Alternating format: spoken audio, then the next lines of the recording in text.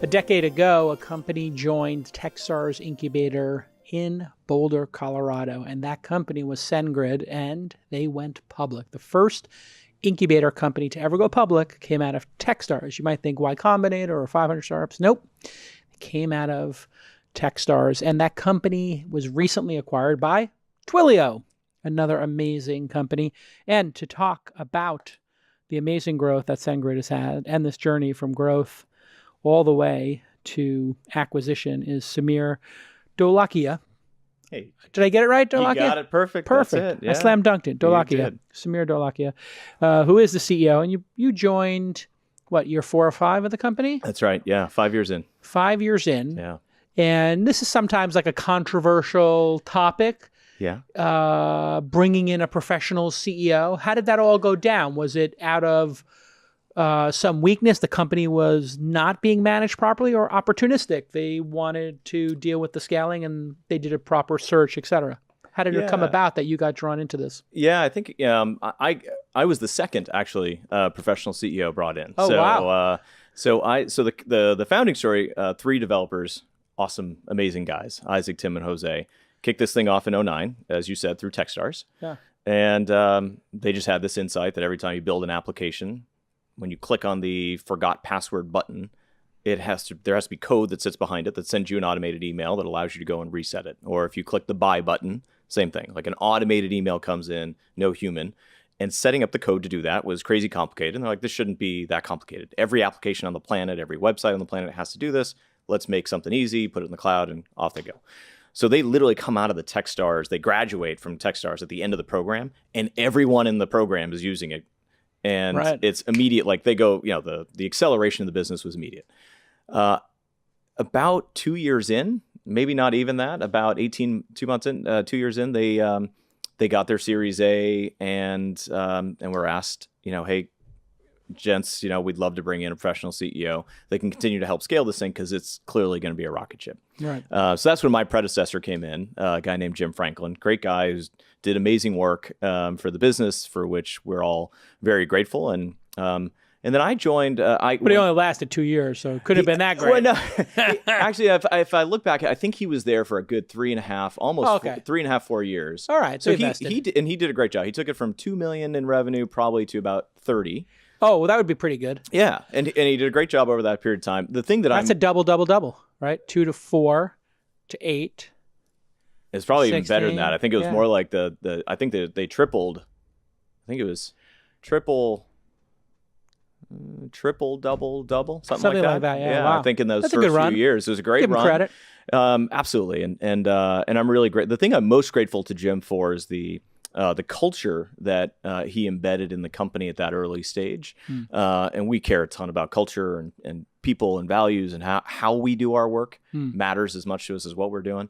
And I think he did a tremendous job. He brought this notion of what we call the 4 H's: happy, hungry, humble, and honest. It was very simple, easy to remember. Those were the and that values. Became the culture. That became like your values, I guess. That's right. Before you came there, did you think values was like a soft kind of, wishy-washy, feel-good, hippy-dippy, whatever kind of thing? Or did you actually believe in culture back then, 10 years ago? Even then, I would say 10 or 15 years ago, I was probably more on the, that's all fine and good. If you don't have a great business, you're in trouble, which I still think is true.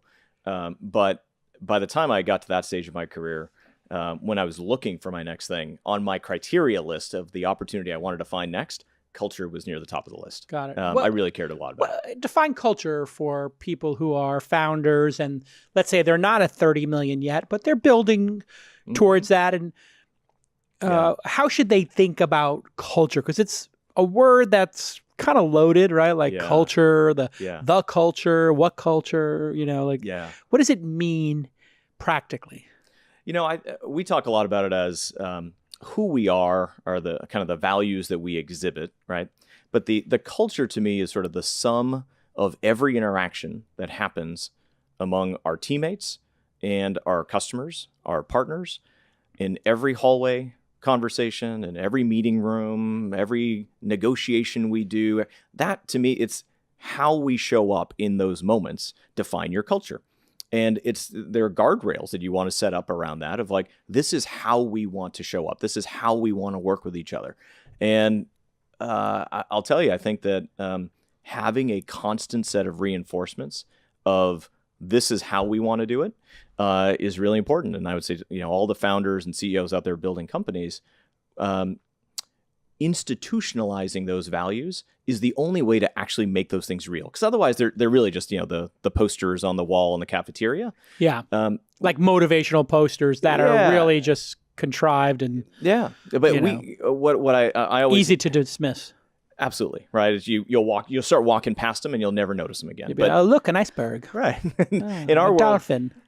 I think it's really important that that you embed them into your actual activities day to day. How do you do that? Like you said, one, humble, and then what was the other one? Hustle.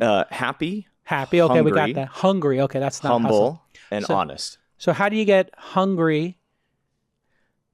What was it? Wait. Happy. Happy. We got. Okay. Yeah, hungry. Hungry. That's what I'm interested in. Hungry. Humble. How do you get those two? To hungry and humble. Yeah, give me an example of how you make sure everybody's hungry and humble concurrently, because these seem like. And they are. And that's actually one of the beauties. Is sometimes you want some tension between the two. But part of the thing that we found we had to do, as an example, if you really care about culture, the people coming in the door, the people you are hiring, if you're in a startup, the person you make an offer to next is probably the most important decision you made as a business that week. And so what we did is said, okay, well, we care a lot about values. We care a lot about recruiting and the talent we're bringing aboard to take the hill with us. So we literally took each of the 4 H's, wrote down a set of questions that we believed would help us elicit whether or not we thought that person aligned with our worldview. So you created a questionnaire. Yeah. That your interviewers will do that align with the values. Exactly. Like, I'll give you an example. Like for the humble. Do they know that when those questions are being asked that they're aligned there, or is that like just a little internal thing? All the interviewers know. Yeah. The interviewees do not. So they're just answering questions. They're just answering questions. So like as an example, we would have one for the humble age that would be, Jason, tell us a little bit about the professional accomplishment you are most proud of. I'm the greatest angel investor of all time. There you go. Everybody else is second to me. And you would maybe not pass that humble age exactly. test. That's why I was making the joke. No, but what we would do is have you ask thought that question. This through? We would ask that question, and then literally the interviewer would sit back and just do a pronoun count. How many times did the interviewee use the pronoun I versus we? And that would usually tell us everything we needed to know about whether or not they were going to fit in. I have hit 7 unicorns. I have dominated the landscape. Exactly. Right. There is no we. There's no we in team. I'm joking. No, I'm kidding. So that's fascinating. So that's on the way in, you have to operationalize. When you fire people and you dismiss them and you terminate them, are you like pointing to the like you're not humble, or at that point it's just it's over? By that point, we try to love people out with grace. Love people out with grace. Unpack that. Yeah. I believe that at the end of the day, if for whatever reason things don't work out between a company and a teammate, it is going to be probably one of the worst days in that person's life and career. And that is not the time to be delivering hard, and even if it's constructive feedback, that we should have done months and months prior to that moment. Right. And if we didn't do that, shame on us. But at that moment, that is not the time to start. It's a time for love and grace. And you show them grace. And grace means like, are we going to explain to the entire team why so-and-so left the company? We are not. We are going, whatever reason that person wants to ascribe to their departure will be what we talk about broadly, because we're going to show them grace. Now I know why they gave you the reins of a $30 million company. You're a considered, thoughtful person. Well, we try. This is why I don't get asked to run anything. Nobody's asking me to run anything because I would be like, oh, you're fired? Yeah. Let me explain to you. Oh, it's staff lunch? Let me explain all the reasons this person screwed up. No, it is so tempting on the way out to want to help the person. It is, yeah. By telling them exactly how underwhelming their performance was. Yeah. But it's not. But that's just not the time. It's not the time. I had a great mentor of mine. I've been so lucky to have many over the course of my career, and one of them said, in making that decision, you need to be Spock-like in the decision and Mother Teresa-like in the delivery. Oh, that's and brilliant. And it's just a very simple. And when you think about it that way, you're like, you're right. You have to be dispassionate in making the call because it's hard, and you just got to be objective. And can I put somebody in that seat who is going to be better, enabled to help our company succeed and live up to our full potential? The answer to that is yes. You need to be Spock-like in that decision. Yeah. When you have that communication or conversation with your teammate, you got to be Mother Teresa-like, because that's going to be the worst news they've heard in a long time. All right. When we get back, I want to know how you grew from $330 million when you took over or so to, at the exit to Twilio, what was the revenue in the final quarter? Or the year 2018 revenue was out already or no? What's your last public I'm quarter? trying to think of our last public. I think we were probably, the last public was probably north of $150 million run rate. Whoa. Would be the last. Wait, 150 per quarter or per year? The year. Per quarter. Per quarter. Sorry, per annualized for, so for the year. Take Q3 times 4. So you 5x'd it. Yeah. That's wow. about right.